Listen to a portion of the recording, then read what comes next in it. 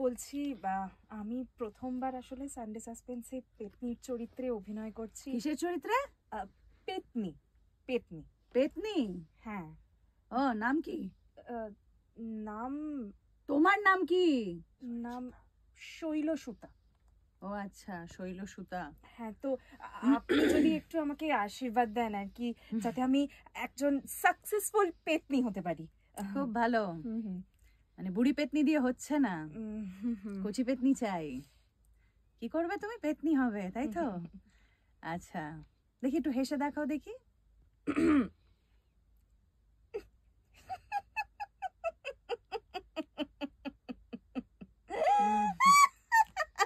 ঠিক আছে ঠিক আছে, কিন্তু গলায় পাঞ্চটা তো আনতে হবে, একটু গলায় আর একটু দরকার। পাঞ্চ পাঞ্চ আরেকবার।